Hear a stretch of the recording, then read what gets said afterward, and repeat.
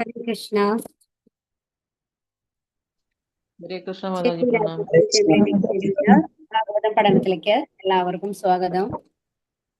ഓം അജ്ഞാനതിമിരാന്തസ്യ ജ്ഞാനാഞ്ജനശലാകയാ ചക്ഷുരുന്മീലിതം യേന തസ്മൈ ശ്രീഗുരവേ നമഃ.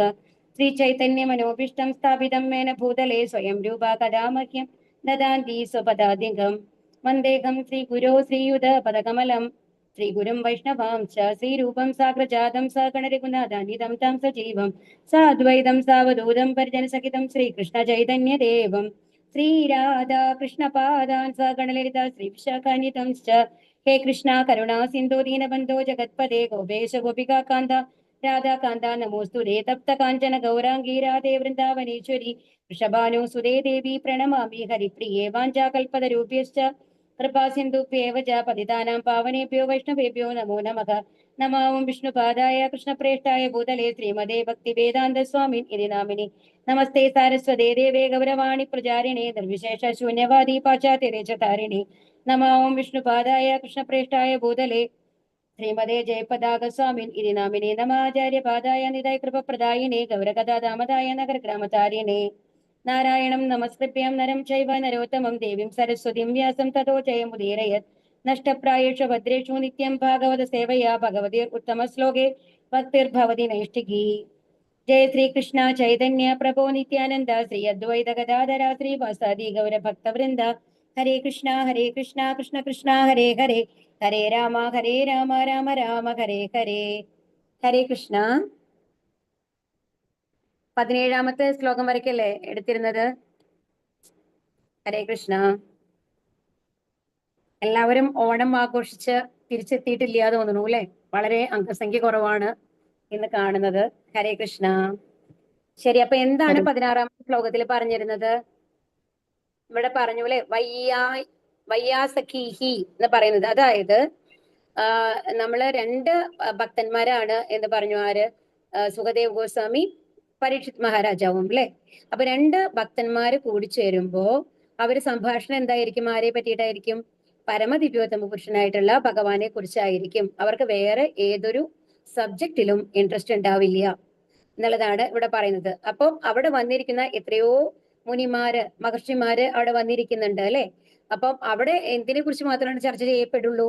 ശ്രീകൃഷ്ണന്റെ മഹാത്മ്യങ്ങളെ പറ്റി മാത്രമാണ് ചർച്ച ചെയ്യുള്ളൂ എന്നുള്ളതാണ് പറയണത്. അപ്പൊ നമ്മള് ഇതിൽ പഠിച്ചിട്ടുണ്ട് അല്ലെ, 10ാമത്തെ അധ്യായത്തില് നമ്മൾ പഠിച്ചിട്ടുണ്ട്. മച്ചിത്ത മദ്ഗത പ്രാണ ബോധയന്ത പരസ്പരം കഥയന്തശ്ചമാം നിത്യം തുഷ്യന്തി ചാരമന്തിച്ച എന്ന്. അതിലെന്താ പറയുന്നത്?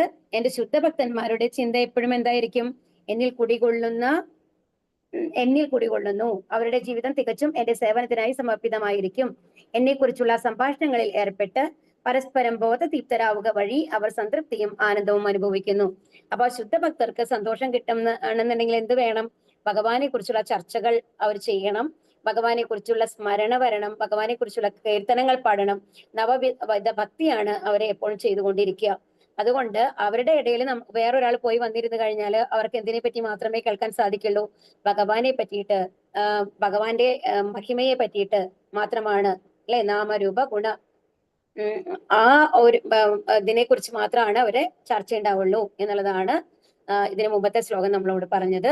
ഇനി 17ാമത്തെ ശ്ലോകത്തിലേക്ക് പോവാട്ടോ. ഓം നമോ ഭഗവതേ വാസുദേവായ, ഓം നമോ ഭഗവതേ വാസുദേവായ, ഓം നമോ ഭഗവതേ വാസുദേവായ. ചൊല്ലിക്കോളൂ. ഓം നമോ ഭഗവതേ വാസുദേവായ, നമോ ഭഗവതേ വാസുദേവായ, ഭഗവതേ വാസുദേവായ. ആയുർഹരതി വൈ പുംസാം ഉദ്യന്നസ്തം ചയന്നസൗ തസ്യത്തെ യക്ഷണോ നീത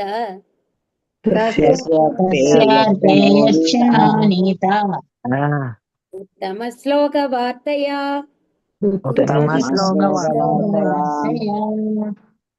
ഹരേ കൃഷ്ണ.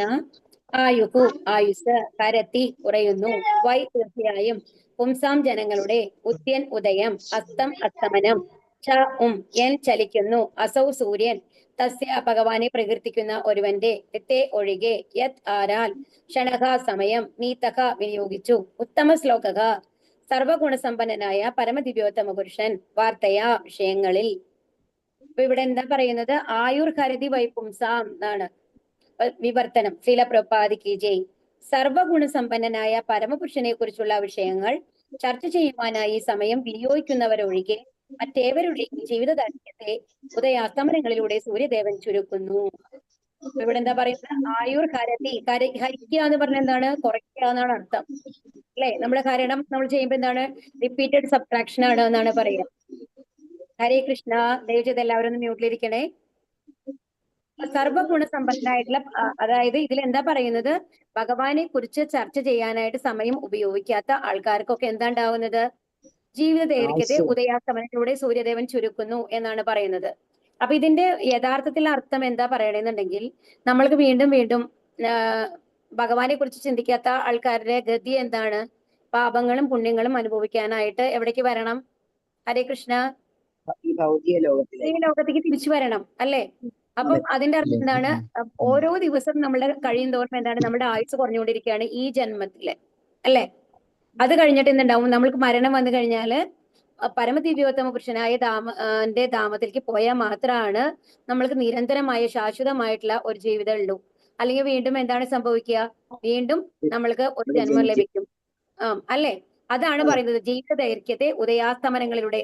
അപ്പൊ എല്ലാ ജന്മങ്ങളിൽ നമ്മൾക്ക് എന്താണ്? ഈ ഉദയവും അസ്തമനവും അനുസരിച്ച് നമ്മുടെ ജീവിതം കുറഞ്ഞുകൊണ്ടിരിക്കും. പിന്നെ വീണ്ടും നമ്മൾ ഇവിടേക്ക് വരണം, അല്ലെ? എന്നാൽ ഈ ഉദയാസ്തമനങ്ങളുടെ എഫക്ട് എവിടെയാണ് ഇല്ലാണ്ടിരിക്കുക? ആധ്യാത്മിക ലോകത്ത്. ആധ്യാത്മിക ലോകത്തേക്ക് പോകണമെങ്കിൽ എന്ത് ചെയ്യണം? ഭഗവാനെ കുറിച്ചുള്ള വിഷയങ്ങൾ ചർച്ച ചെയ്യണം, ഭഗവാനെ സ്മരിക്കണം, ഭഗവാന്റെ നവവിധ ഭക്തി ആയിട്ടുള്ള ഭക്തി യോഗം നമ്മൾ ചെയ്യണം എന്നുള്ളതാണ് ഭാവാർത്ഥം. ശ്രീല പ്രഭുപാദിക്ക് ജയ്. പരമപുരുഷനുമായുള്ള നമ്മുടെ വിസ്മൃത ബന്ധത്തെ ഭക്തിയുത സേവനത്വരയാൽ അനുഭവ സിദ്ധമാക്കാൻ മനുഷ്യ ജീവിതത്തെ വിനിയോഗിക്കേണ്ടതിന്റെ അതിയായ പ്രാധാന്യം ഈ ശ്ലോകം പരോക്ഷമായി ഊന്നി പറയുന്നു. സമയവും കാലവും അവസരങ്ങളും ഒന്നും ആർക്കു വേണ്ടിയും കാത്തു നിൽക്കുകയില്ല. അതെയല്ലേ? നമ്മൾക്കറിയാം. കാരണം ഒരു നിമിഷം നമ്മൾ പോയ നിമിഷങ്ങൾ ഏതെങ്കിലും നമ്മൾക്ക് തിരിച്ചു കിട്ടുമോ? ഹരേ കൃഷ്ണ. ഇല്ല, പോയത് പോയി. അതുപോലെ തന്നെയാണ് നമ്മൾ ഉപയോഗിക്കുന്ന വാക്കുകളാണെന്നുണ്ടെങ്കിൽ ആ പറഞ്ഞ വാക്കുകൾ നമുക്ക് തിരിച്ചെടുക്കാനായിട്ട് സാധിക്കുമോ? ഇല്ല. അതുപോലെ തന്നെയാണ്. അപ്പൊ അതാണ് പറയുന്നത്. അപ്പൊ എന്തിനു വേണം? ഭക്തിയുത സേവനത്വരയാൽ അനുഭവ സിദ്ധമാക്കണം നമ്മുടെ ലൈഫ് എന്നുള്ളതാണ്. സമയവും കാലവും അവസരങ്ങളും ഒന്നും ആർക്കും വേണ്ടിയും കാത്തു നിൽക്കുകയില്ല. ആകയാൽ ഉദയാസ്തമനങ്ങളാൽ സൂചിപ്പിക്കുന്ന സമയത്തെ ആത്മീയ മൂല്യങ്ങളുടെ സാക്ഷാത്കാരത്തിനായി യഥോചിതം വിനിയോഗിക്കാത്ത പക്ഷം അത് വ്യർത്ഥമായി തീരും. അതാണ് പറയുന്നത്. അപ്പൊ വീണ്ടും എന്താണ്? ജന്മ മരണ മൃത്യു, ജന്മ മരണ വാർദ്ധക്യ രോഗം ഇങ്ങനെ റിപ്പീറ്റ് ചെയ്തുകൊണ്ടിരിക്കും. ആയുസിന്റെ ഒരംശം പാഴാക്കി കളഞ്ഞാൽ എത്ര തൂക്കം സ്വർണം പകരം വെച്ചാലും അതിന് തുല്യമാവില്ല. അഥവാ ആത്മീയ മൂല്യങ്ങളെ തിരിച്ചറിയാനും അപ്രകാരം സന്തോഷത്തിന്റെ നിത്യമായ ഉറവിടത്തെ സാക്ഷാത്കരിക്കാനുമാണ് ജീവസത്തകൾക്ക് മാനവ ജീവിതം സമ്മാനിച്ചിരിക്കുന്നത്. അപ്പൊ നമ്മൾക്ക് ഇത്രയും ജന്മങ്ങൾക്ക് ശേഷം മനുഷ്യജീവിതം എന്തുകൊണ്ടാണ് ലഭിച്ചിട്ടുള്ളത്? എന്തിനു വേണ്ടിയിട്ടാണ്? ഭക്തിയുടെ സേവനം ചെയ്തിട്ട് ഭഗവാന്റെ ധാമത്തിലേക്ക് പോവാനായിട്ട്, വീണ്ടും ഇവിടെ വന്ന് കഷ്ടപ്പെടാതിരിക്കാൻ വേണ്ടിയിട്ടാണ് നമുക്ക് തന്നിട്ടുള്ളത്. ഒരു ജീവസത്ത, വിശേഷിച്ചും മനുഷ്യൻ, ആനന്ദം കാക്ഷിക്കുന്നു. എന്തെന്നാൽ ജീവസത്തയുടെ സഹജമായ അവസ്ഥയാണ് ആനന്ദം. എന്നാൽ അവൻ ലൗകിക അന്തരീക്ഷത്തിൽ വ്യർത്ഥമായി ആനന്ദം തിരയുന്നു. ഒരു ജീവസത്ത ഘടനാപരമായി പരിപൂർണനായ ഭഗവാന്റെ ഒരു ആത്മസ്ഫുലിംഗമാണ്. ആകയാൽ ആത്മീയ കർമ്മങ്ങളിൽ അവന്റെ ആനന്ദം പരിപൂർണമായി ദർശിക്കാൻ കഴിയും. ഭഗവാൻ പരിപൂർണനായ ആത്മീയ സ്വരൂപനാണ്. ഇവിടെ എന്താ പറയണെന്നുണ്ടെങ്കിൽ, നമ്മുടെ ആത്മാവാണ് നമ്മൾ, അല്ലെ? നമ്മുടെ ഈ ശരീരം അല്ല എന്നുള്ളത് നമ്മൾ ഓൾറെഡി പഠിച്ചു കഴിഞ്ഞു ഭഗവത്ഗീത 2-ാമത്തെ അധ്യായത്തില്. അതുപോലെ തന്നെ പറയുന്നുണ്ട്, നൈനം ചിന്തന്തി ശസ്ത്രാണി. ആ ആത്മാവിനെ നമ്മൾക്ക് നശിപ്പിക്കാനായിട്ട് സാധിക്കില്ല എന്ന് പറയുന്നുണ്ട്, അല്ലെ? അത് ശാശ്വതമാണ് എന്നുള്ളത്. അപ്പൊ അതാണ് നമ്മളുടെ പ്രകൃതി. അപ്പൊ ശരിക്കും പറഞ്ഞു കഴിഞ്ഞാല് ഭഗവാൻ എപ്പോഴും എന്താണ് പറയുക? സച്ചിദാനന്ദ സ്വരൂപനാണ് എന്ന് നമ്മൾ പഠിച്ചു. കാരണം ഭഗവാന്റെ സ്ഥായി ആയിട്ടുള്ള ഭാവം എന്താണ്? ആനന്ദാണ്. അപ്പൊ നമ്മളോട് പറയുന്നുണ്ട്, ആത്മീയധാമത്തിലേക്ക് പോയി കഴിഞ്ഞാൽ ഭഗവാന്റെ ആ സേവനങ്ങൾ ചെയ്തുകൊണ്ട് ശാശ്വതമായ ആനന്ദം നമ്മൾക്ക് അനുഭവിക്കാം. അവിടെ വാർദ്ധക്യമില്ല, രോഗമില്ല, അവിടെ ആനന്ദം മാത്രമേ ഉള്ളൂ. അവിടെ ദുഃഖങ്ങൾ എന്ന് പറയുന്ന ഒരു കൺസെപ്റ്റ് ഇല്ല. ഇവിടെയാണ്, ഈ ഭൗതിക ലോകത്താണ് ദ്വന്ദ്ം ഉള്ളത്, രണ്ടായിട്ടുള്ളത് എല്ലാം. അതായത് ഒരു സുഖമുണ്ടെങ്കിൽ ഒരു ദുഃഖമുണ്ട്, അല്ലെ? ഒരു ചൂടുണ്ടെങ്കിൽ ഒരു തണുപ്പുണ്ട് എന്നുള്ളത്. എന്നാൽ ആത്മീയ ലോകത്ത് അങ്ങനത്തെ ഒരു സംഭവം ഇല്ല. അവിടെ രാത്രിയും പകലുകളും ഇല്ല. അപ്പൊ രാത്രിയും പകലും മാറി മാറി വരുന്നതിനനുസരിച്ചാണ് നമ്മളുടെ എന്ത് മാറുന്നത്, ഋതുക്കൾ മാറുന്നത്, അല്ലെ, കാലാവസ്ഥ മാറുന്നത്, എല്ലാം സംഭവിക്കുന്നത്. എന്നാൽ അവിടെ അങ്ങനത്തെ ഒരു കൺസെപ്റ്റ് ഇല്ലല്ലോ. ഭഗവാന്റെ ആത്മീയ ജ്യോതിയിലാണ് അവിടെ പൂർണ്ണമായിട്ടും പ്രകാശിച്ചുകൊണ്ടിരിക്കുന്നത്. അവിടെ പകലില്ല, രാത്രിയില്ല, ആ വ്യത്യാസങ്ങളില്ല. അപ്പൊ അവിടെ ദ്വന്ദ്ങ്ങൾ ഇല്ലാത്തത് കൊണ്ട് തന്നെ അവിടുത്തെ സഹജമായ അവസ്ഥ എന്താണ്? ആനന്ദമാണ് എന്നുള്ളതാണ്. പക്ഷേ ഇവിടെ വന്നു കഴിയുമ്പോഴോ എല്ലാം നമ്മൾക്ക് ഡബിൾ ആയിട്ടാണ് ഉള്ളത്. ഒരു ദുഃഖം ഉണ്ടെങ്കിൽ അതിന് പിന്നാലെ സുഖമുണ്ട്. ഒരു സുഖം വന്നു കഴിഞ്ഞാൽ തീർച്ചയായിട്ടും അതിന് പിന്നാലെ ഒരു ദുഃഖം വരും എന്നുള്ളത് ഉറപ്പാണ്, അല്ലെ? അപ്പൊ അതാണ് ഇവിടെ പറയുന്നത്. അപ്പൊ ഈ ആത്മാവിന്റെ പ്രകൃതി എന്ന് പറയുന്നത് എന്താണ്? ഭഗവാന്റെ സ്വരൂപമാണ്. അപ്പൊ അതുകൊണ്ട് ആ ആത്മീയ ലോകത്ത് നിന്നാണ് നമ്മൾ ഇവിടെ വന്നിട്ടുള്ളത് എന്നാണ് പറയുന്നത്, അല്ലെ? എന്തുകൊണ്ട്? നമ്മൾക്ക് സ്വയം സുഖിക്കണം, നമ്മൾ ഭഗവാനേക്കാളും മേലെയാണ് എന്ന ചിന്ത നമ്മൾക്ക് വന്നത് കൊണ്ടാണ് ഈ ഭൗതിക ലോകത്തിൽ വന്ന് നമ്മൾ ജനിക്കേണ്ടി വന്നത് എന്നാണ് പറയുന്നത്. പക്ഷേ ഈ ആത്മീയ ലോകത്തിൽ നമ്മൾ എന്താണ് അനുഭവിച്ചുകൊണ്ടിരുന്നിരുന്നത്? ആനന്ദാണ്. സഹജമായിട്ടുള്ള ആനന്ദം നമ്മൾക്ക് ഉണ്ടായിരുന്നു. പക്ഷേ ഇവിടെ വരുമ്പോഴും അപ്പൊ നമ്മൾക്ക് ഉണ്ടായിരുന്ന ഒരു സാധനം നമ്മളിൽ നിന്ന് നഷ്ടപ്പെടുമ്പോൾ നമ്മൾക്ക് എന്താണ് വേണ്ടത്? ഇപ്പൊ നമ്മൾക്ക് നല്ല തണുപ്പുള്ള AC-യിൽ ഇരിക്കുകയായിരുന്നു എന്ന് വെച്ചോളൂ. അത് കഴിഞ്ഞിട്ട് നമ്മൾ പുറത്തേക്ക് ഇറങ്ങുമ്പോൾ നമ്മൾക്ക് നല്ല ചൂട് അനുഭവപ്പെടുന്നു പുറത്ത്. അപ്പൊ നമ്മൾ എന്തിനു വേണ്ടിയിട്ടാണ് ആഗ്രഹിക്കുക? ഹരേ കൃഷ്ണ, ആ തണുപ്പ് കിട്ടണം എന്ന് നമ്മൾ ആഗ്രഹിക്കും, അല്ലെ? അതുപോലെ തന്നെയാണ് നമ്മൾ അനുഭവിച്ച ആനന്ദമാണ്. നമ്മൾക്ക് അത്രയും ശാശ്വതമായിട്ടുള്ള ആനന്ദം ഉണ്ടായിരുന്നു. അപ്പൊ ഈ ഭൗതിക ലോകത്തിൽ നമ്മൾ ജനിച്ചു കഴിഞ്ഞാലും നമ്മൾക്ക് ഒരു ഭൗതിക ശരീരം ലഭിച്ചിട്ടുണ്ടെങ്കിൽ കൂടി അതിന്റെ ഉള്ളിലുള്ള ആത്മാവ് എന്തിനെയാണ് അന്വേഷിക്കുക? ആനന്ദത്തിന്. ആ ആനന്ദം ആനന്ദത്തിനെയാണ് അന്വേഷിക്കുക. പക്ഷെ ആ ആനന്ദം ഈ ഭൗതിക ലോകത്തിൽ കിട്ടുമോ? ഇല്ല. കിട്ടാൻ സാധിക്കില്ല. കാരണം എന്താണെന്നുണ്ടെങ്കിൽ ഇവിടെ എല്ലാം ശാശ്വതമല്ല, ഇവിടെ എല്ലാം ദ്വന്ദ്ങ്ങളാണ് ഉള്ളത്, അല്ലെ? അതാണ് ഇവിടെ പറയുന്നത്. എന്നാൽ അവൻ ലൗകിക അന്തരീക്ഷത്തിൽ വ്യർത്ഥമായി ആനന്ദം തിരയുന്നു എന്ന് പറയുന്നത്. ഒരു ജീവസത്ത ഘടനാപരമായി പരിപൂർണനായ ഭഗവാന്റെ ആത്മസ്ഫുലിംഗാണ്, അല്ലെ?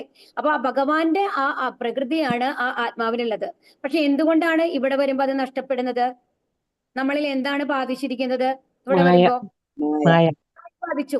മായ ബാധിച്ച കാരണം നമുക്ക് രോഗം പിടിപെട്ടേക്കാണ്. അപ്പൊ ആ കരിമ്പിന്റെ യഥാർത്ഥ മധുരം നമ്മൾക്ക് അറിയാൻ സാധിക്കുന്നില്ല. അതിനെ കയ്പായിട്ടാണ് നമ്മൾക്ക് കാണുന്നത്. അതുപോലെയാണ് ഈ ജീവിതത്തിലെ ഓരോ സംഭവങ്ങളും നമ്മുടെ ജീവിതത്തിൽ വരുന്നത്, നമ്മൾക്ക് ദുഃഖങ്ങൾ തരുന്നത് എന്നുള്ളതാണ്. പക്ഷെ അത് എപ്പോഴും എന്ത് അന്വേഷിച്ചുകൊണ്ടിരിക്കും? ആദ്യം ആ ആത്മീയ ലോകത്തിൽ അനുഭവിച്ചേരുന്ന ആ ആനന്ദം തിരിച്ചു വേണം എന്ന് ആഗ്രഹിച്ചുകൊണ്ടിരിക്കും. അതുകൊണ്ടാണ് ഇവിടെ എന്ത് കിട്ടിക്കഴിഞ്ഞാലും, നമ്മൾക്ക് എത്ര പണം കിട്ടിക്കഴിഞ്ഞാലും നമ്മൾക്ക് എത്ര വലിയ ജോലിയാണെന്നുണ്ടെങ്കിലും അത്രയും സന്തോഷകരമായ നല്ല ഒരു ഭർത്താവിനെയും മക്കളെയൊക്കെ കിട്ടിയിട്ടുണ്ടെങ്കിൽ കൂടി എന്തോ ഒന്ന് നമ്മൾക്ക് കുറവ് അനുഭവപ്പെടുന്നത് അതുകൊണ്ടാണ്. ഇപ്പൊ പാശ്ചാത്യ ലോകത്തില് പ്രഭുപാദ് പോയ സമയത്ത് അവിടെയുള്ള ആൾക്കാരൊക്കെ അത്രയും റിച്ചാണ്, അത്രയും പൈസക്കാരാണ്, അവർക്ക് എല്ലാം ഉണ്ട്. എന്നിട്ട് പോലും അവര് എന്താണ്, ആ ജീവിതത്തിൽ തൃപ്തി ഇല്ലാണ്ട് വേറെ എന്തിനെയോ ഒന്ന് അന്വേഷിച്ചിട്ടാണ് മയക്കുമരുന്നിന് അടിമകളായത്. അവർക്ക് പണമില്ലാണ്ടല്ല, അവര് അത്രയും റിച്ച് ആയിട്ടുള്ള ആൾക്കാരായിരുന്നു. പക്ഷെ എന്നാലും ആ വീട്ടില് എല്ലാ സുഖ സൗകര്യങ്ങളോടും കൂടി ഇരിക്കുമ്പോൾ അവർക്ക് തോന്നുകയാണ് ഇതല്ല, വേറെ എന്തോ ഒന്ന് വേണം എന്ന് തോന്നുകയാണ്. ആ തൃപ്തി എന്നുള്ളത് കിട്ടുന്നില്ല എന്നുള്ളത്. അതിനെ അന്വേഷിച്ചിട്ടാണ് പലരും മയക്കുമരുന്നിനും ഇതിനൊക്കെ അടിമകളായിട്ട് മാറിയത് എന്നുള്ളത് നമ്മൾ മനസ്സിലാക്കണം. അപ്പൊ എല്ലാം ഈ ലോകത്തില് നമ്മൾക്ക് സുഖം തരുന്ന എല്ലാം നമ്മുടെ കയ്യിലുണ്ടെങ്കിൽ കൂടി നമ്മൾക്ക് എന്ത് ലഭിക്കില്ല? ആ ആനന്ദം, പരിപൂർണമായിട്ടുള്ള തൃപ്തി നമ്മൾക്ക് ലഭിക്കില്ല എന്നുള്ളതാണ് ഇവിടെ പറയുന്നത്. ആകയാൽ ആത്മീയ കർമ്മങ്ങളിൽ അവന്റെ ആനന്ദം പരിപൂർണമായി ദർശിക്കാൻ കഴിയും. ഭഗവാൻ പരിപൂർണനായ ആത്മീയ സ്വരൂപനാണ്. മാത്രവുമല്ല ഭഗവാന്റെ നാമം, ഗുണം, രൂപം, ലീലകൾ, പാർഷദർ, വ്യക്തിത്വം എല്ലാം ഭഗവാനിൽ നിന്നും ഭിന്നമല്ല. അതായത് നമ്മുടെ ആത്മാവിന്റെ കാര്യമാണ് ഇവിടെ പറയുന്നത് കേട്ടോ.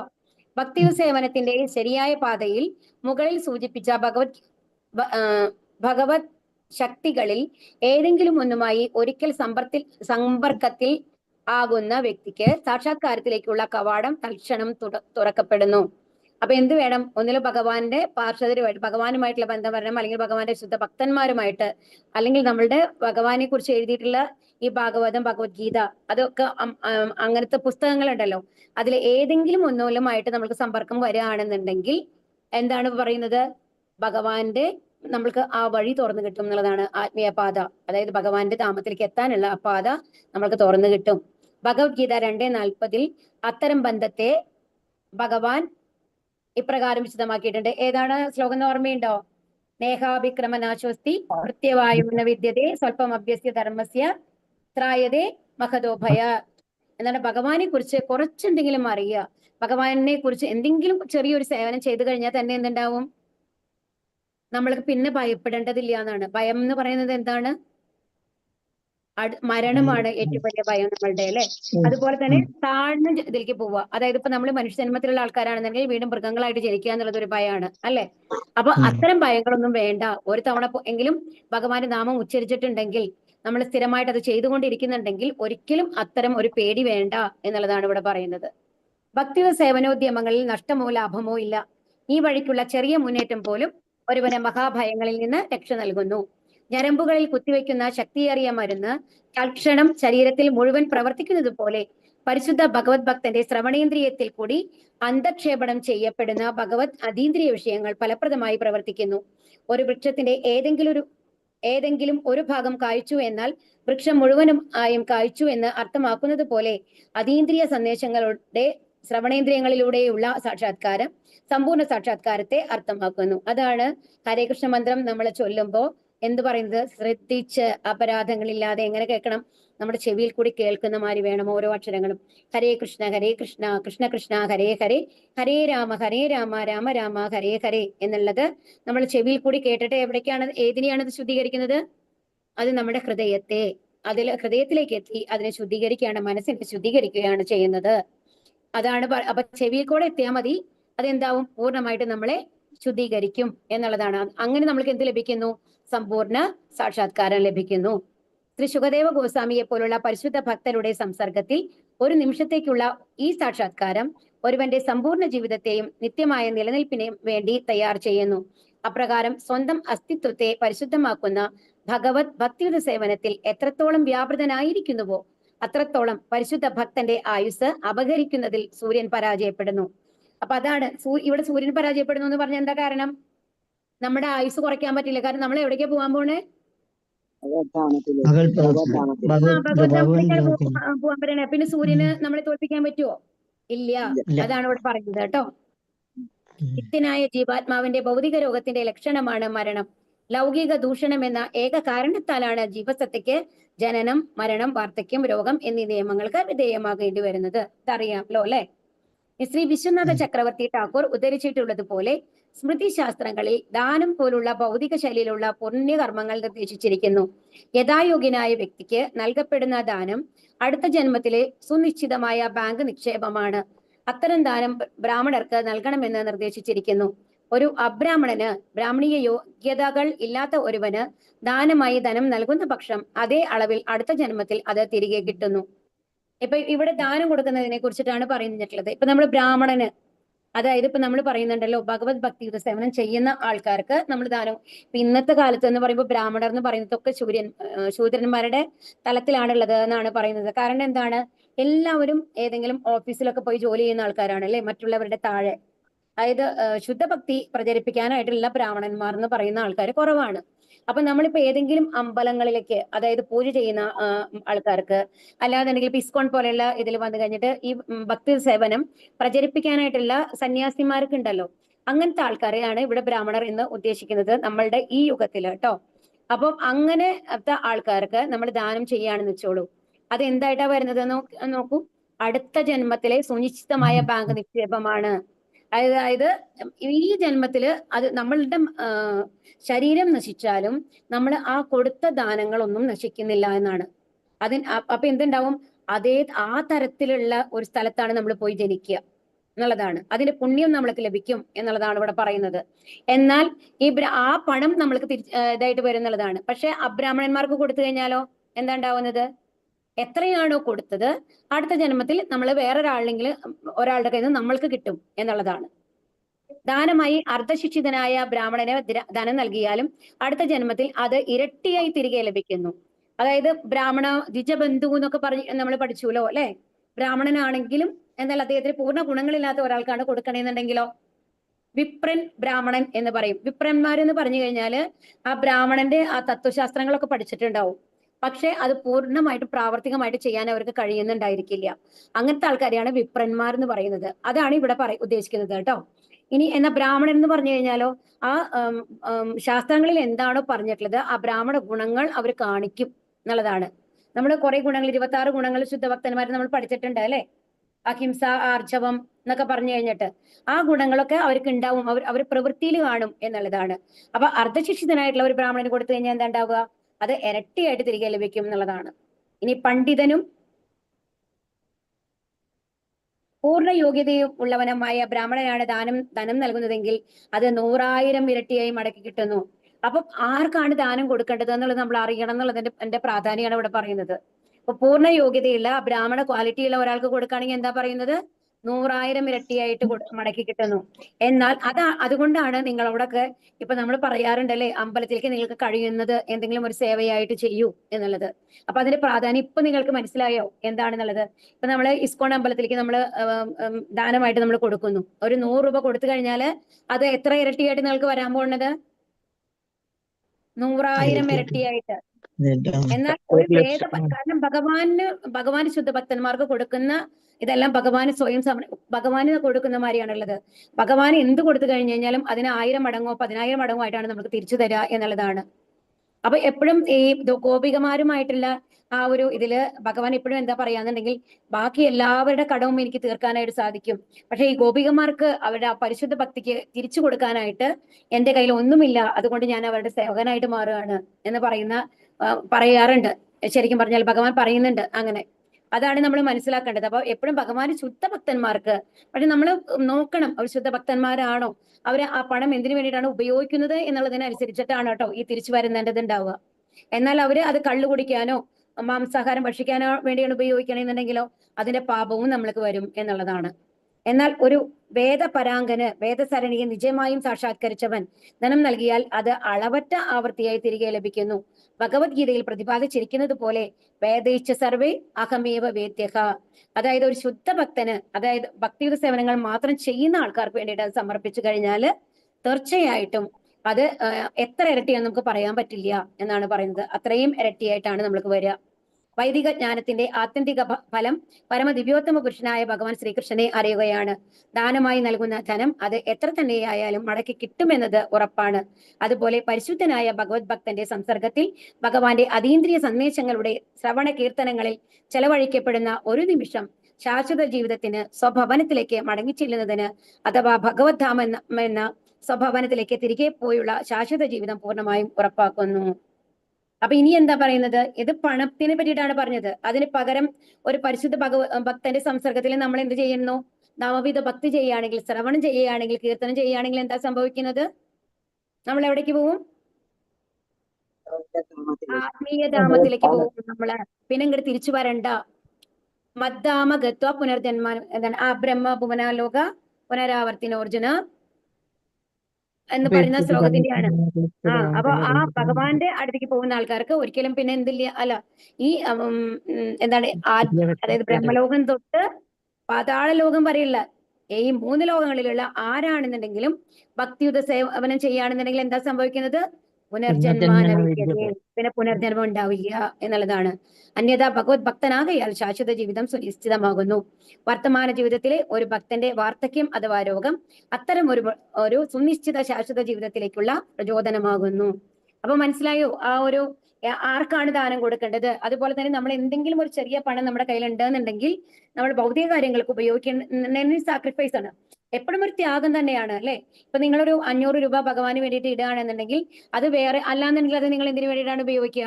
ഒരു നല്ല ഭക്ഷണ സാധനങ്ങൾ വാങ്ങി കഴിക്കാനായിട്ട് ഉപയോഗിക്കുമായിരിക്കാം, അല്ലാന്നുണ്ടെങ്കിൽ ഒരു വസ്ത്രം വാങ്ങാനായിട്ട് ഉപയോഗിക്കുമായിരിക്കാം അല്ലെ, അല്ലാന്നുണ്ടെങ്കിൽ എന്തെങ്കിലും ഓർണമെന്റ് വാങ്ങാനായിട്ട് ഉപയോഗിക്കുമായിരിക്കാം, എന്തെങ്കിലും അങ്ങനത്തെ ജ്വല്ലറി എന്തെങ്കിലും വാങ്ങുന്നതിന് ഉപയോഗിക്കുമായിരിക്കാം. അങ്ങനെ പലതരത്തിലും ഉപയോഗിക്കുന്ന പണമാണ് നിങ്ങൾ അതിന് ഒരു മാസത്തെ ഇത് സാക്രിഫൈസ് ചെയ്തിട്ട് ഭഗവാന് വേണ്ടി സമർപ്പിക്കുന്നത് അല്ലെ. അപ്പൊ അത് സമർപ്പിക്കുമ്പോൾ അത് എത്ര മടങ്ങായിട്ടാണ് നമ്മൾക്ക് തിരിച്ചു വരുന്നത്, ഭഗവാന്റെ കാരുണ്യം എത്ര ആണ് നമ്മൾക്ക് തിരിച്ചു ലഭിക്കുന്നത് എന്ന് നമ്മൾ മനസ്സിലാക്കണം. അപ്പൊ അതുകൊണ്ട് എല്ലാവരും അതിനുവേണ്ടി കുറച്ചെങ്കിലും ശ്രമിക്കണം കേട്ടോ. ഇതിപ്പോ നിങ്ങൾ പൂർണ്ണമായിട്ട് മനസ്സിലായി ഉണ്ടാവും എന്ന് വിചാരിക്കണു അതിന്റെ പ്രാധാന്യം എന്ന് പറയുന്നത്. ഈ ശ്ലോകം 18. ഓം നമോ ഭഗവതി വാസുദേവായ, ഓം നമോ ഭഗവതി വാസുദേവായ, ഓം നമോ ഭഗവതി വാസുദേവായ ചൊല്ലിക്കോളൂ കേട്ടോ. ഓം നമോ ഭഗവതേ വാസുദേവായ, ഭഗവതേ വാസുദേവായ, നമോ ഭഗവതേ വാസുദേവായ. സർവ കിം ന ജീവന്തി, വക്ത്ര കിം ന ശ്വസന്ത്യുത,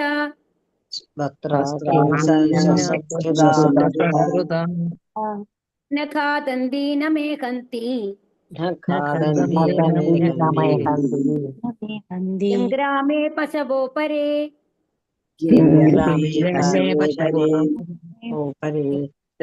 ഹരേ കൃഷ്ണ. തരവ മരങ്ങൾ, കിം അതോ ന ഇല്ല, ജീവന്തി ജീവിക്കുക, വസ്ത്രാഹ ഉല, കിം അതോ ന ഇല്ലയോ, ശ്വസന്തി ശ്വസിക്കുക, ഉദ ന ഇല്ല, ഖാദന്തി ഭക്ഷിക്കുക, ന ഇല്ലയോ, മേഘന്തി രേതസ് ബീജം പുറത്തുവിടുക, കിം ഇല്ലയോ, ഗ്രാമേ ദേശത്ത്, പശവക മൃഗതുല്യമായ ജീവസത്തകൾ, അപരേ മറ്റുള്ളവർ. വിവർത്തനം. ശ്രീല പ്രഭുപാദിക്ക് ജയ്. വൃക്ഷങ്ങൾ നിലനിൽക്കുന്നില്ലേ? കൊല്ലപ്പണിക്കാരന്റെ ഉലകൾ സജീവങ്ങളാകുന്നില്ലേ? നമുക്ക് ചുറ്റുമുള്ള മൃഗങ്ങൾ ഭക്ഷിക്കുകയും ശുക്ലം പുറത്തുവിടുകയും ചെയ്യുന്നില്ലേ? ഭാവാർത്ഥം. ശ്രീല പ്രഭുപാദിക്ക് ജയ്. ജീവിതം അല്ലെങ്കിൽ ജീവിതത്തിന്റെ അല്പകാലം പോലും ആത്മവിദ്യാപരമായ ചർച്ചയ്ക്കോ അത് സംബന്ധിച്ച വാദപ്രതിവാദങ്ങൾക്കോ വേണ്ടി ഉള്ളതല്ലെന്ന് നവീന യുഗത്തിലെ ഭൗതികവാദി വാദിക്കുന്നു. അതാണ് നമ്മുടെ മോഡേൺ കൺസെപ്റ്റ്. എന്താണ്? ഭഗവാനൊന്നുമില്ല, എല്ലാം ശാസ്ത്രങ്ങൾ, എന്താണ് നമ്മുടെ ബിഗ് ബാങ് തിയറി ഒക്കെ നമ്മൾ പറയാറുണ്ട് അല്ലെ, പരിണാമ സിദ്ധാന്തം പറയാറുണ്ട്. ഇങ്ങനെയൊക്കെയാണ് വന്നത്, അല്ലാണ്ട് ഭഗവാന്റെ കൈയൊന്നും ഇതിലില്ല. കെമിക്കൽ കൊണ്ട് എങ്ങനെയോ ആദ്യത്തെ ജീവി ഉണ്ടായി, അത് പരിണാമങ്ങൾ മൂലം എന്ത് സംഭവിക്കുന്നു, അതിന്റെ ഉയർന്ന തലത്തിൽ വന്ന് കുരങ്ങന്മാരുണ്ടാവുന്നു, അതിനുശേഷം അത് മനുഷ്യരിലേക്ക് എത്തുന്നു എന്നുള്ള രീതിയിലൊക്കെ നമ്മൾ പറയാറുണ്ട്. അതുകൊണ്ട് തന്നെ എന്താണ് ഈ ആത്മവിദ്യ എന്ന് പറയുന്നത് ആത്മീയമായ കാര്യങ്ങൾക്ക് വേണ്ടിയിട്ട് നമ്മൾ സമയം ചെലവാക്കേണ്ട ആവശ്യമില്ല, വേസ്റ്റ് ചെയ്യേണ്ട ആവശ്യമില്ല എന്നാണ് ഭൗതികവാദി പറയുന്നത്. അവരെ സംബന്ധിച്ച് തിന്നാനും കുടിക്കാനും സന്തോഷിക്കാനും ലൈംഗിക വീഴ്ചയ്ക്കും ജീവിത സുഖ ആസ്വാദനത്തിനും വേണ്ടിയുള്ള ദീർഘകാലത്തെ അസ്തിത്വത്തെയാണ് ജീവിതം കൊണ്ട് അർത്ഥമാക്കുന്നത്. ലൗകികമായ ശാസ്ത്ര പുരോഗതിയാൽ എന്നേക്കും ജീവനോടെ ഇരിക്കുവാൻ ആധുനിക മനുഷ്യൻ ആഗ്രഹിക്കുന്നു. അപ്പൊ അതിനു വേണ്ടിയിട്ട് പല പരിശ്രമങ്ങളും ചെയ്യുന്നുണ്ട് അല്ലെ. ഇപ്പൊ നമ്മൾ ഓരോ അസുഖങ്ങൾ വരുമ്പോഴും അതിനെ എങ്ങനെ തോൽപ്പിക്കാം. ഇപ്പൊ നമ്മൾ കോവിഡ് വന്നു, അതിനുള്ള ഇഞ്ചക്ഷനൊക്കെ നമ്മൾ കണ്ടുപിടിച്ചു ഒക്കെ ചെയ്തു, രോഗം ബാധിക്കാതിരിക്കാൻ വേണ്ടിയിട്ട്. അതിനെ മാറ്റാനായിട്ടുള്ള അതൊന്നും ഉണ്ടായിരുന്നില്ല. എങ്കിൽ കൂടി അതിന് ഓരോ തവണയും നമ്മൾ എന്തിനാണ് ശ്രമിച്ചുകൊണ്ടിരിക്കുന്നത്? കൂടുതൽ കാലം നമ്മൾക്ക് ജീവിക്കണം, അസുഖമില്ലാതെ ഇരിക്കണം എന്നുള്ളതാണ് നമ്മൾ അതിനുവേണ്ടിയുള്ള ഒരു ശ്രമമാണ് നമ്മൾ ആധുനിക ശാസ്ത്രം നടത്തിക്കൊണ്ടിരിക്കുന്നത് അല്ലെ. അപ്പൊ ലൗകികമായ ശാസ്ത്ര പുരോഗതി ആയുസ് പരമാവധി കൂട്ടാൻ നിരവധി മണ്ടൻ സിദ്ധാന്തങ്ങൾ അവന്റെ പക്കലുണ്ട്. എന്നാൽ തിന്നുക, കുടിക്കുക, ആർത്തുല്ലസിക്കുക, സംയോഗിക്കുക എന്നീ സുഖഭോഗവാദ തത്വത്തിൽ അധിഷ്ഠിതമായ ലൗകിക ശാസ്ത്ര പുരോഗതിക്ക് വേണ്ടിയുള്ളതല്ല ജീവിതമെന്ന് ശ്രീമദ് ഭാഗവതം ഊന്നി പറയുന്നു. അസ്തിത്വത്തെ തപസ്യയിലൂടെ പവിത്രീകരിക്കുവാൻ ഉദ്ദേശിച്ചിട്ടുള്ളതാണ് ജീവിതം. അങ്ങനെ ആയാൽ മനുഷ്യരൂപത്തിലുള്ള ജീവിതം അവസാനിച്ചതിനു ശേഷം ഒരുവന് ഉടൻ സനാതന ജീവിതത്തിലേക്ക് പ്രവേശിക്കാം. അപ്പൊ ഇവിടെ എന്താ പറയുന്നത് എന്നുണ്ടെങ്കിൽ, ശരിക്കും നമ്മൾക്ക് മനുഷ്യജന്മം തന്നിട്ടുള്ളത് ഇതിനു വേണ്ടിയിട്ടല്ല. കാരണം മൃഗജന്മം എന്ന് പറയുന്നത് അതാണ്. കാരണം അവർക്ക് വിശേഷബുദ്ധി കൊടുത്തിട്ടില്ല. അപ്പൊ ഒരു മൃഗജന്മത്തിൽ നമ്മൾ എന്താണ് ചെയ്തുകൊണ്ടിരിക്കുന്നത്? തിന്നുക, കുടിക്കുക, ഉല്ലസിക്കുക, സംയോഗിക്കുക, ഇത് തന്നെയാണ് ചെയ്തുകൊണ്ടിരിക്കുന്നത്. അപ്പൊ നമ്മൾ തന്നെ ഒന്ന് ആലോചിച്ച് നോക്കണം. എത്രയോ ലക്ഷം, 84 ലക്ഷം ജീവിവർഗങ്ങളിൽ പോയാണ് നമ്മൾക്ക് എന്ത് കിട്ടിയിട്ടുള്ളത്? ഈ മനുഷ്യജന്മം കിട്ടിയിട്ടുള്ളത് അല്ലെ. പരിണാമ സിദ്ധാന്തം അനുസരിച്ച് നോക്കുകയാണെന്നുണ്ടെങ്കിലും എന്താണ്, ഏറ്റവും ചെറിയ ജീവിതത്തിൽ നിന്ന് നമ്മൾ മനുഷ്യരിലേക്ക് എത്തുകയാണ് ചെയ്യുന്നത് അല്ലെ. അപ്പൊ ഏത് തരത്തിൽ നോക്കിക്കഴിഞ്ഞാലും ഒരുപാട് ജീവിവർഗങ്ങളിൽ കൂടി കടന്നു പോയിട്ടാണ് നമ്മൾക്ക് എന്ത് കിട്ടിയിട്ടുള്ളത്? മനുഷ്യജന്മം കിട്ടിയിട്ടുള്ളത്. അപ്പൊ ഈ മനുഷ്യജന്മത്തിൽ നമുക്ക് വിശേഷബുദ്ധി എന്തിനാണ് തന്നിട്ടുള്ളത്? ഇപ്പൊ നമ്മള് ഒരു കുരങ്ങന്റെ പോലെ ജീവിക്കാനാണ് എന്നുണ്ടെങ്കിൽ, അല്ലാന്നുണ്ടെങ്കിൽ ഒരു പക്ഷിയുടെ പോലെ ജീവിക്കാനാണ് എന്നുണ്ടെങ്കിൽ, ഒരു നായയുടെ പോലെ ജീവിക്കാനാണ് എന്നുണ്ടെങ്കിൽ, ഒരു സിംഹത്തിനെ പോലെ ജീവിക്കാനാണ് എന്നുണ്ടെങ്കിൽ ഈ വിശേഷബുദ്ധിയുടെ ആവശ്യമുണ്ടോ നമ്മൾക്ക്? നമ്മൾ ആലോചിക്കണം അല്ലെ. അപ്പൊ തിന്ന, കുടിക്കുക, ഉല്ലസിക്കുക, സംയോഗിക്കുക, ഇതിനേക്കാളും മേലെ എന്തെങ്കിലും ഒരു ലക്ഷ്യമില്ലാതെ എന്തിനാണ് നമുക്ക് വിശേഷബുദ്ധി തന്നിട്ടുള്ളത് എന്നുള്ളതാണ്. അപ്പൊ അത് എന്തിനു വേണ്ടിയിട്ടാണ്? അസ്തിത്വത്തെ തപസ്യയിലൂടെ പവിത്രീകരിക്കാൻ, അതായത് ഭഗവാനെ കുറിച്ച് അറിയാനും ഭഗവാന്റെ അടുത്ത് എത്താനും വേണ്ടിയിട്ടാണ് നമുക്ക് ഈ ബുദ്ധി തന്നിട്ടുള്ളത്. അങ്ങനെ ആയാൽ മനുഷ്യ രൂപത്തിലുള്ള ജീവിതം അവസാനിച്ചതിന് ശേഷം എവിടേക്ക് പോവാം? ആത്മീയ ലോകത്തേക്ക് പോവാം. പുനർജന്മത്തെ കുറിച്ച് യാതൊരു അറിവും ഇല്ലാത്തവരാകയാൽ ഭൗതികവാദികൾ ജീവിത കാലയളവിനെ പരമാവധി ദീർഘിപ്പിക്കാൻ ആഗ്രഹിക്കുന്നു. മരണാന്തര ജീവിതമില്ലെന്ന് അവർ തീർത്തും വിചാരിക്കുന്നതിനാൽ വർത്തമാന ജീവിതത്തിൽ പരമാവധി സുഖസൗകര്യങ്ങൾ ആർജിക്കുവാൻ അവർ ആഗ്രഹിക്കുന്നു. ജീവസത്തകളുടെ സനാതനത്വത്തെക്കുറിച്ചും ഭൗതിക ലോകത്തെ ശരീരമാകുന്ന ബാഹ്യ ആവരണ മാറ്റത്തെക്കുറിച്ചുമുള്ള ഈ അജ്ഞത ആധുനിക മനുഷ്യ സമൂഹത്തിന്റെ ഘടനയിൽ നാശം വിതയ്ക്കുന്നുണ്ട്. അപ്പൊ എന്താണ് നമ്മളുടെ കൺസെപ്റ്റ് എന്ന് പറഞ്ഞെങ്കിൽ, ഈ നമ്മൾക്ക് ഒരു മരണം കഴിഞ്ഞു കഴിഞ്ഞാൽ വേറെ ഒന്നുമില്ല ബാക്കി, അതിൽ നിന്ന് ഒന്നും പുറത്തു പോകുന്നില്ല അതായത് ആത്മാവ് നശിക്കുന്നു എന്നുള്ള പോലെയാണ്. നമ്മുടെ അതായത് ശരീരത്തിനെയാണ് നമ്മൾ ഈ ആത്മാവ് എന്ന് വിചാരിക്കുന്നത് അല്ലെ, ഞാൻ എന്ന് വിചാരിക്കുന്നത് നമ്മുടെ ശരീരത്തിനെയാണ്. ആ ശരീരം നശിക്കുന്നതോടുകൂടി വേറെ ഒന്നും അവശേഷിക്കുന്നില്ല എന്നുള്ളതാണ്. ഇതിന്റെ പ്രത്യേകത അത് എന്തുകൊണ്ടാണ് നാശം വിതയ്ക്കുന്നത്? ഹരേ കൃഷ്ണ, അജ്ഞത കൊണ്ട്. ആരെങ്കിലും പറയാൻ പറ്റുമോ? അങ്ങനത്തെ ചിന്ത എന്തുകൊണ്ടാണ് നാശമാവുന്നത്? ആത്മാവിനായിട്ട് ഒന്നും ചെയ്യുന്നില്ല. കാരണം എന്താണെന്നുണ്ടെങ്കിൽ അപ്പൊ തെറ്റ് ശരി എന്നുള്ളതില്ലല്ലോ. എന്ത് തെറ്റ് ചെയ്തു കഴിഞ്ഞാലും നമുക്ക് ശിക്ഷയില്ല അല്ലേ? എന്തിനാണ് നമ്മൾ ഭയക്കുന്നത്? ശരിക്കും പറഞ്ഞാല് എന്തുകൊണ്ടാണ് നമ്മൾ മരണത്തെ ഭയക്കുന്നത്? ഈ ജന്മം നമ്മൾ ചെയ്തു കൂടിയ പ്രവർത്തികൾക്ക് എന്തെങ്കിലും ഫലമുണ്ടോ, എന്തെങ്കിലും ശിക്ഷയുണ്ടോ എന്ന് നമ്മൾക്ക് അറിയില്ല. നമ്മൾക്കൊരു പേടിയാണ് അല്ലേ? കാരണം നമ്മൾ ചെയ്തത് ശരിയാണോ തെറ്റാണോ എന്നുള്ളത് പകുതി കാര്യങ്ങൾ നമ്മൾക്ക് ഉറപ്പില്ല അല്ലേ? അതുകൊണ്ടാണ്. പക്ഷെ നമ്മൾക്ക് ഒരാൾ ഉറപ്പ് തരികയാണ്, നമ്മുടെ മുമ്പിൽ വന്നു കഴിഞ്ഞിട്ട് പൂർണ്ണമായിട്ടും ഉറപ്പ് തരികയാണ്, ഇനി നിങ്ങൾക്ക് വന്നു കഴിഞ്ഞിട്ട് ജീവിതം ഇല്ല എന്ന് പറഞ്ഞു കഴിഞ്ഞാല് നമ്മൾക്ക് നമ്മുടെ ഇഷ്ടത്തിനല്ലേ നമ്മൾ ജീവിക്കുക? കാരണം മറ്റുള്ളവർക്ക് വേണ്ടി ജീവിക്കേണ്ട ആവശ്യമുണ്ടോ? എന്റെ ഇഷ്ടങ്ങൾക്ക്, എന്റെ സൗകര്യങ്ങൾക്ക് അനുസരിച്ച് ജീവിക്കുക എന്നുള്ളതാണ്. അപ്പൊ മറ്റുള്ളവർക്ക് ദുഃഖം വരുമോ എന്നുള്ള സങ്കടം നമ്മൾക്കില്ല. കാരണം മറ്റുള്ളവർ ദുഃഖിപ്പിച്ചു കഴിഞ്ഞാലും അതിൽ നമ്മൾക്ക് ഒന്നും സംഭവിക്കാൻ പോകുന്നില്ല. നമ്മുടെ സന്തോഷങ്ങൾക്ക് ഒരു മാറ്റവും സംഭവിക്കാൻ പോകുന്നില്ല എന്നുള്ള ധാരണ, തെറ്റ് വേണമെങ്കിലും ചെയ്യാം, ആരെ വേണമെങ്കിലും ഉപദ്രവിക്കാം എന്നുള്ള ഒരു മനസ്ഥിതിയിലേക്ക് നമ്മളെ കൊണ്ടുവരുന്നു എന്നുള്ളതാണ്. ഇപ്പൊ ആ ഒരു അവസ്ഥയിലേക്കാണ് നമ്മളുടെ അടുത്ത ജനറേഷൻ പോയിക്കൊണ്ടിരിക്കുന്നത്. നമ്മൾക്ക് എന്ന് പറയുമ്പോൾ ഒരു ജോയിന്റ് ഫാമിലി കൺസെപ്റ്റ് ഉണ്ടായിരുന്നു, മറ്റുള്ളവരെ കുറിച്ച് നമ്മൾക്ക് കൺസേൺ ഉണ്ടായിരുന്നു, അവരെന്താണ് ചിന്തിക്കുക, അവർക്ക് സങ്കടം വരുമോ നമ്മൾ ആലോചിക്കാറുണ്ടായിരുന്നു. ഇപ്പൊ പലപ്പോഴും നമ്മുടെ മക്കൾ നമ്മളോട് ചോദിക്കാറുണ്ട് അല്ലെ, നിങ്ങൾ എന്തിനു വേണ്ടിയിട്ടാണ് ഈ ജീവിതം മറ്റുള്ളവർക്ക് വേണ്ടി പാഴാക്കിയത്? നിങ്ങൾക്ക് വേണ്ടി നിങ്ങൾ എന്തുകൊണ്ട് ജീവിച്ചില്ല? അപ്പൊ പലപ്പോഴും ജോലിക്ക് പോവാനായിട്ട് ഇപ്പൊ എന്റെ മക്കൾ കൂടി എന്നോട് ചോദിക്കാറുണ്ട്. ആ സാഹചര്യം അനുസരിച്ച് എനിക്ക് എന്റെ ജോലി റിസൈൻ ചെയ്യേണ്ടി വന്നു. അപ്പൊ ഇപ്പൊ പലപ്പോഴും ചോദിക്കാൻ, അമ്മ എന്തിനാണ് സാക്രിഫൈസ് ചെയ്തത് എന്ന് ചോദിക്കാറുണ്ട്. കാരണം നിങ്ങൾക്ക് നിങ്ങളുടെ ഇന്നത്തെ ജനറേഷൻ എന്താണ് വിചാരിക്കുന്നതെന്നുണ്ടെങ്കിൽ നമ്മളുടെ കഴിഞ്ഞിട്ടാണ് ബാക്കിയുള്ളവർ ഇതാണ് വിചാരിക്കുന്നത്. ഇതിന് മുമ്പത്തെ ഒരു ജനറേഷൻ വരയ്ക്കും എങ്ങനെയായിരുന്നു?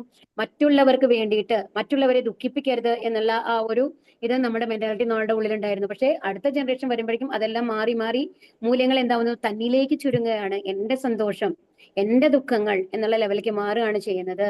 അതാണ് ഈ ആധുനിക സമൂഹത്തിന്റെ നാശം എന്ന് പറയുന്നത്. തൽഫലമായി ആധുനിക മനുഷ്യന്റെ പലവിധ പദ്ധതികളാൽ വർദ്ധിതമായ നിരവധി പ്രശ്നങ്ങളുണ്ട്.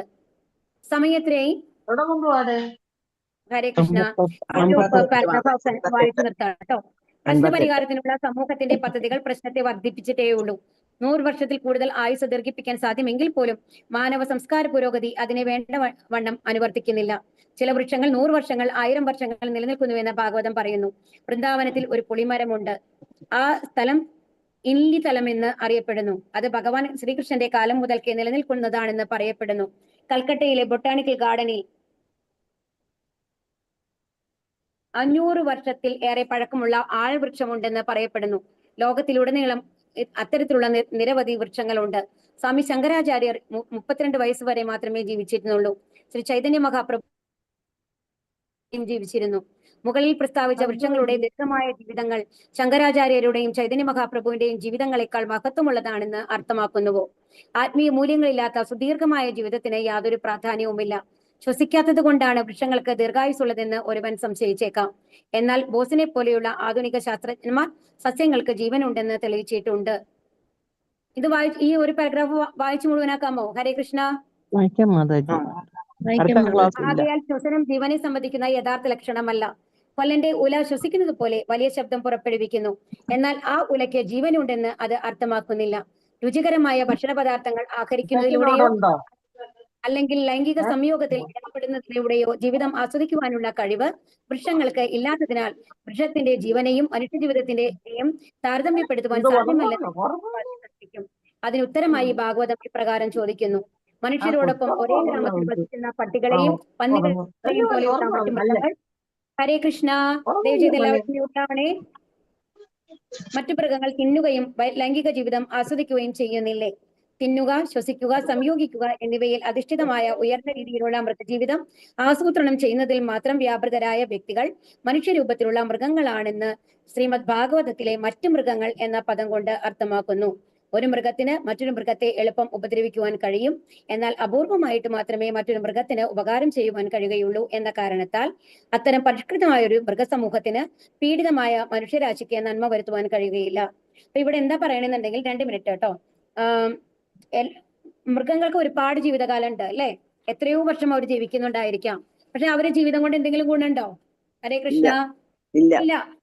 പക്ഷെ അതിനേക്കാൾ എന്താ വേണ്ടത്? നമ്മൾ കുറച്ചു കാലം ചൈതന്യ മഹാപ്രഭു ആവട്ടെ, ശങ്കരാചാര്യരാവട്ടെ, ചൈതന്യ മഹാപ്രഭു 48 വർഷമാണ് ജീവിച്ചത്. പക്ഷെ അതുവரைക്കും എന്താണ് ചെയ്തത്? ആത്മീയ ലോകത്തിലേക്ക് ഇവിടുത്തെ ജനങ്ങളെ മുഴുവൻ കൊണ്ടുപോകാനായിട്ട് ഹരേ കൃഷ്ണ മന്ത്രം പ്രചരിപ്പിച്ചുകൊണ്ട് അത്രയും പേരെ ഭഗവാന്റെ ധാമത്തിലേക്ക് കൊണ്ടുപോകാനാണ് ശ്രമിച്ചത്. ശങ്കരാചാര്യരും അത് തന്നെയാണ് ശ്രമിച്ചത് അല്ലെ? അപ്പൊ നമ്മുടെ ജീവിതം എത്ര കാലയളവ് എന്നുള്ളതല്ല, അത് എങ്ങനെ വിനിയോഗിക്കുന്നു എന്നുള്ളതാണ്. അപ്പൊ അത്രയും പ്രഷ്യസ് ആയിട്ട് നമുക്ക് കിട്ടിയിട്ടുള്ള മനുഷ്യ ജീവിതം എന്തിനു വേണ്ടിയിട്ടാണ് ഉപയോഗിക്കേണ്ടത്? ഭഗവാന്റെ സേവനത്തിൽ, ഭഗവാന്റെ അടുത്തേക്ക് എത്താൻ വേണ്ടിയിട്ടാണ് ഉപയോഗിക്കേണ്ടത്. പന്നികളെ പോലെയെല്ലാം ജീവിച്ച് മരിക്കാനല്ല ഉപയോഗിക്കേണ്ടത്. ആസ്വാദനത്തിന് വേണ്ടിയിട്ടല്ല നമ്മളത് കളയേണ്ടത്. കാരണം ഈ തവണ നമ്മൾ അതിനെ വേസ്റ്റ് ആക്കി കളഞ്ഞു കഴിഞ്ഞാൽ ഇനിയും ഒരു മനുഷ്യജന്മം കിട്ടാനായിട്ട് ഒരുപാട് കാലം ചിലപ്പോൾ നമ്മൾ കാത്തിരിക്കേണ്ടി വരും നമ്മുടെ പ്രവൃത്തികൾ കൊണ്ട്. അതുകൊണ്ട് ഈ ജന്മം മാക്സിമം ഭക്തിയുത സേവനങ്ങൾ ഉപയോഗിച്ച് ഭഗവാന്റെ അടുത്തെത്താൻ ശ്രമിക്കണം എന്നുള്ളതാണ് ഈ ശ്ലോകം നമ്മളെ പഠിപ്പിക്കുന്നത് കേട്ടോ. ഹരേ കൃഷ്ണ. വാഞ്ചാകൽപതരുഭ്യശ്ച കൃപാ സിന്ധുഭ്യേവച പതിതാനാം പാവനേഭ്യോ വൈഷ്ണവേഭ്യോ നമോ നമഃ. ആനന്ദകോടി വൈഷ്ണവവൃന്ദ കി ജയ്, പ്രഭുപാദ് കി ജയ്, ഗുരു മഹാരാജ് കി ജയ്, ഗൗരപ്രേമാനന്ദേ ഹരി ഹരി ബോൾ. ഹരേ കൃഷ്ണ. ഹരേ കൃഷ്ണ. ഹരേ കൃഷ്ണ മാതാജി, ഹരേ കൃഷ്ണ മാതാജി, പ്രണാമം. പ്രണാമം.